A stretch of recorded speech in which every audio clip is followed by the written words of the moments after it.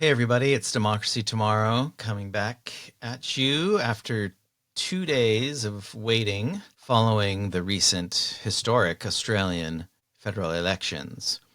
Much to my surprise and much to everyone's surprise, actually, the governing Labour Party won the election on Saturday in an overwhelming landslide. The final count is not yet in, but of course, Australia has 150 seats in their lower house of parliament. You need a majority of 76 seats in order to rule without entering into a coalition with other parties.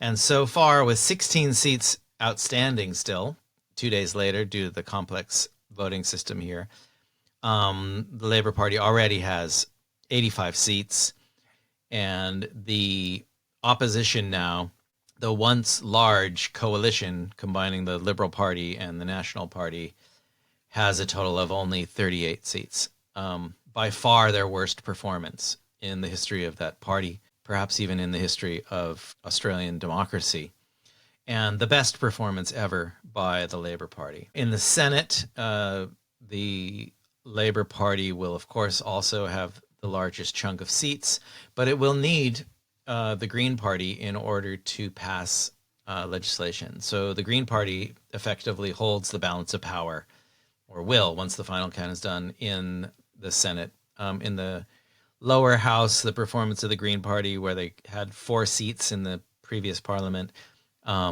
did not live up to expectations, and they will get anywhere between 1 to 4 seats in the current parliament. It would be an understatement to say that people were shocked at the result. Across the board, following it on television that night and listening to commentators, everybody was surprised at the scale of the huge Labour landslide by the party and their leader and our Prime Minister, Anthony Albanese.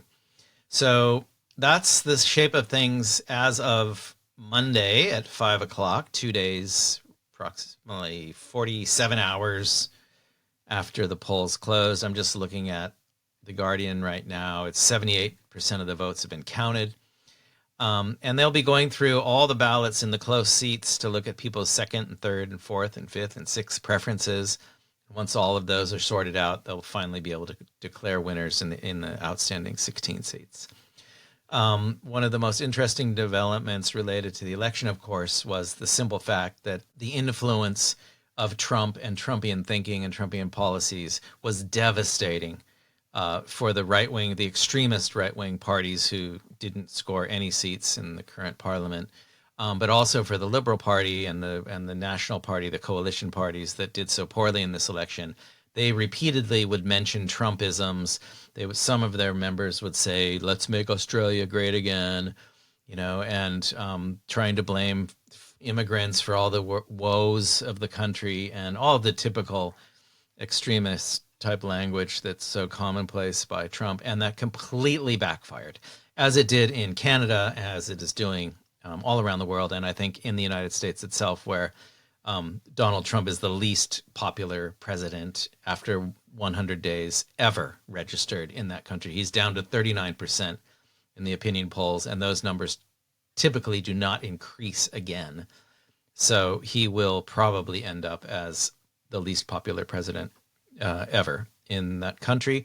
And his antics are rejected by countries like Australia that truly believe in democracy, that have systems of governance based on the will of every single person above the age of 18, because we have mandatory voting, which I hope is something that every country will consider.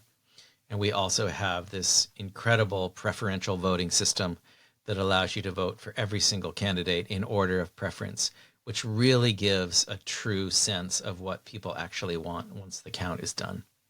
So that's the latest news. A lot of people are very happy with these results. I think the Liberal Party, the National Party coalition, is devastated. Their leader, Peter Dutton, didn't even win his own seat, which is unprecedented. That's never happened in the history of Australia, where the leader of the opposition didn't win their seat back. So he is now finished. His political career is over. They don't even know who's going to run the coalition from here on out. There's no obvious candidates to follow in his footsteps. There was one other one. He also didn't get elected again. So they're going to have a long, long, long time in the political wilderness, it seems. Who knows? You never really know. But I would predict it will be at least 6 years, 2 election cycles before they have any chance of returning to a majority position. And the way things feel today, it may be a lot longer than that if they even continue to exist. It may well be that that coalition no longer exists and they break back into their original forms of a liberal party and a national party and begin to look elsewhere for partners that they can build up a new platform with, because the current platform was just widely rejected by the population on many, many fronts. And we'll report back to you on that at a later date. Thanks again for watching. Please subscribe. This is Democracy Tomorrow, coming to you from Australia and around the world. And remember, tomorrow is a lot sooner than you think.